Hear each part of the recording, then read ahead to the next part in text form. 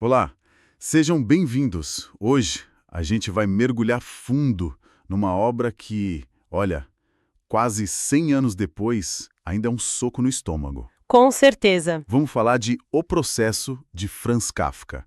A gente recebeu um fichamento super detalhado do livro. Muito bom, por sinal.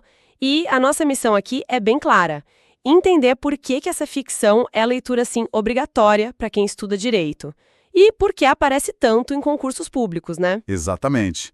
O que faz um livro de 1925 ser tão relevante hoje? É um desafio em tanto, porque a obra é um verdadeiro labirinto. Mas, para quem não conhece, o material que a gente tem resume bem a premissa. Que é a história do Joseph K. Isso, um bancário que é detido no dia do seu aniversário de 30 anos.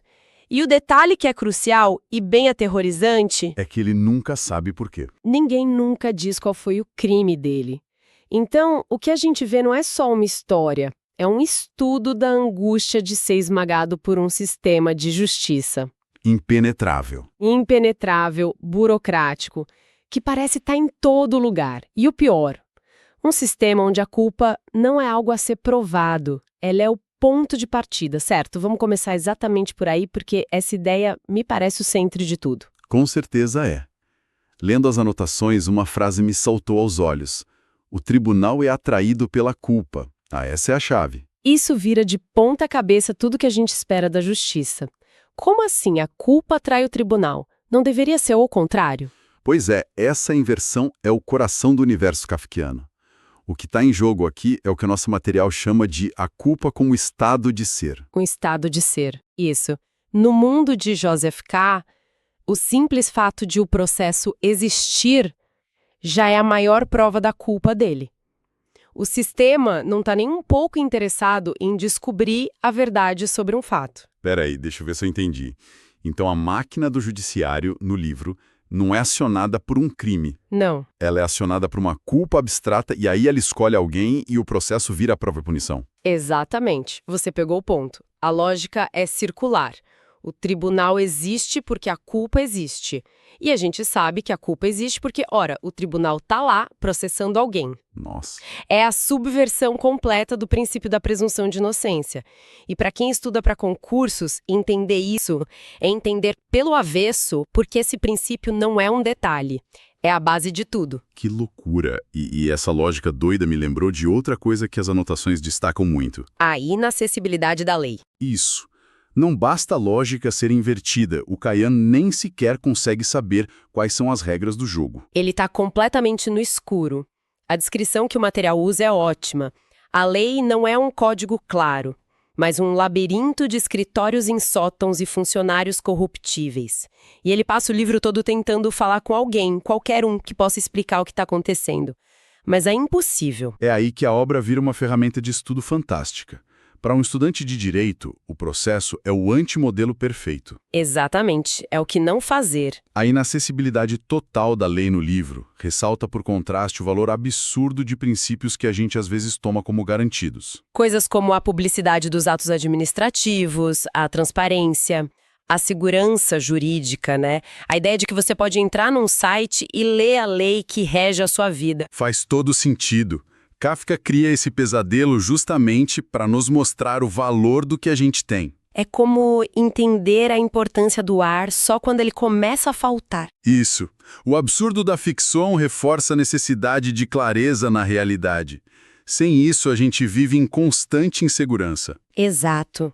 E essa sensação de estar perdido, de lutar contra algo que não se pode ver nem entender, isso nos leva direto ao famoso termo... Kafkiesco. Exatamente. É uma palavra que todo mundo usa, mas que muitas vezes é simplificada, né? Tipo, excesso de burocracia. É muito mais que isso. Com base nas anotações, é bem mais profundo. Ser kafkiesco é ser vítima de uma lógica circular absurda, onde cada tentativa de se defender Só te afunda mais no sistema. é como estar preso em areia movediça. Quanto mais você se debate, mais rápido você afunda. Isso. E por trás dessa sensação de areia movediça está o que o material chama de poder invisível. O poder sem rosto. Exato. O poder em o processo não tem um rosto, não tem um ditador, um juiz todo-poderoso com quem o K possa conversar. Não tem a quem culpar diretamente. O poder se manifesta de forma difusa, em coisas banais. Formulários, corredores, carimbos e hierarquias infinitas que ninguém entende. A opressão vem da própria estrutura impessoal. O que a torna ainda mais assustadora. Porque como você luta contra um sistema que não tem um centro, que não tem um rosto? Nossa, isso me lembra um pouco aquelas situações de hoje em dia quando a gente tenta resolver um problema com uma empresa grande ou uma repartição pública. A analogia é perfeita. Você liga, um sistema eletrônico te joga de um ramal para o outro, cada pessoa diz que não é nesse setor e no fim você desiste, exausto, sem nunca ter falado com quem de fato resolve. Exato. A gente se sente impotente como o K. A sua frustração não é com uma pessoa, é com o sistema. Kafka pegou essa sensação e levou ao extremo. Os exemplos no livro são brutais. A própria detenção do K logo no começo. É emblemática. Juridicamente falando, o que acontece ali é a destruição completa do princípio do contraditório e da ampla defesa. Totalmente. Ele é informado de que está detido, mas ninguém diz o porquê. Como alguém pode sequer começar a pensar numa defesa se não sabe qual é a acusação? É a anulação do direito de defesa na sua forma mais pura. E isso é matéria básica de qualquer prova de direito constitucional. O livro é quase um estudo de caso do que não fazer. E o outro exemplo que o fichamento traz é o primeiro interrogatório. O cenário é bizarro. Muito. Não acontece num tribunal imponente.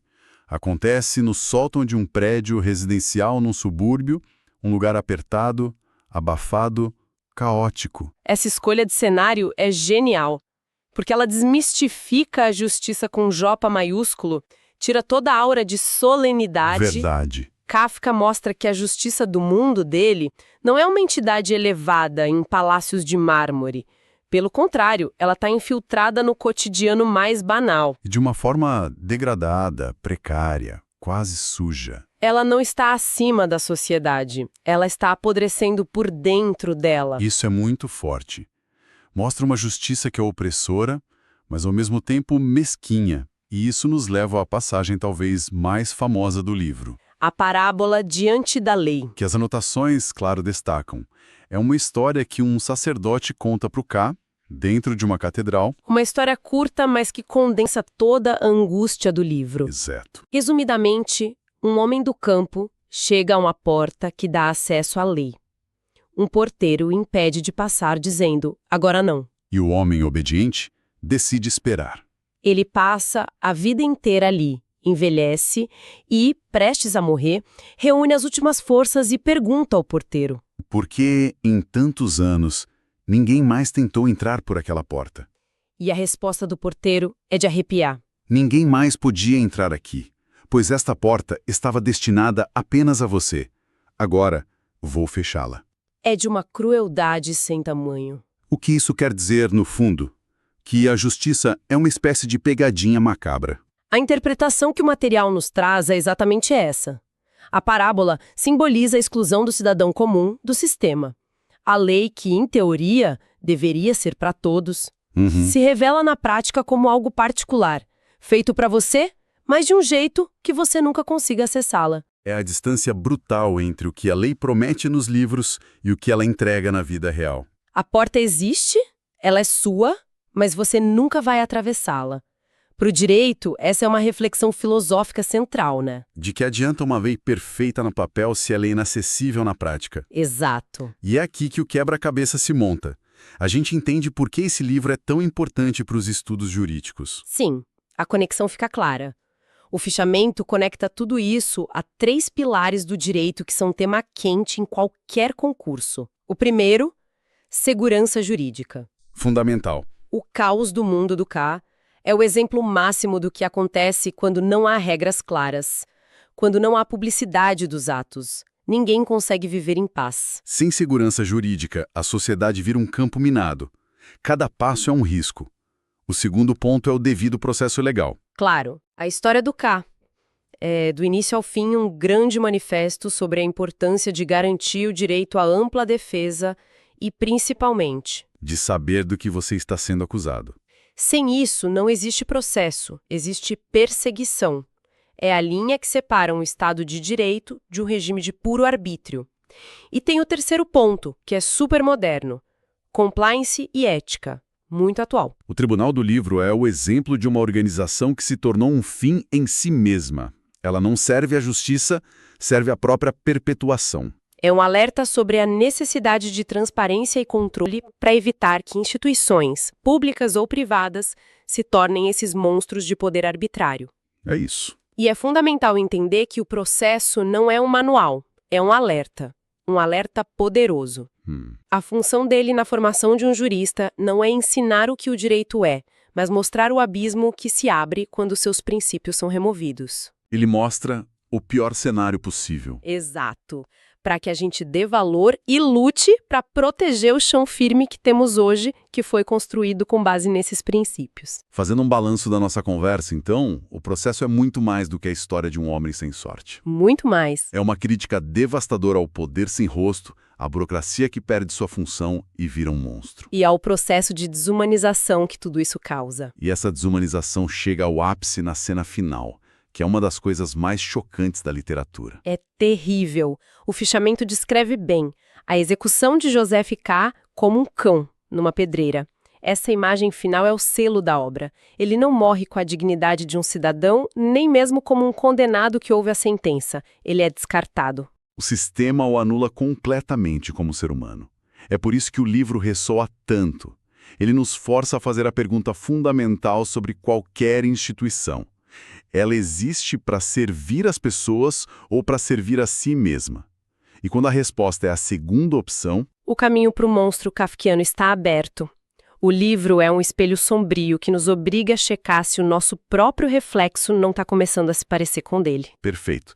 E para fechar, quero deixar uma última provocação para quem nos ouve, usando uma citação do próprio livro que o material destaca no final. Qual é? A lógica é, sem dúvida, inabalável, mas não resiste a um homem que quer viver. Forte. Fica essa reflexão sobre a tensão eterna entre, de um lado, os sistemas, as regras, a lógica fria e impessoal, e do outro, a teimosa, irracional e fundamental vontade humana de simplesmente viver e ser livre, até onde um pode se impor sobre o outro.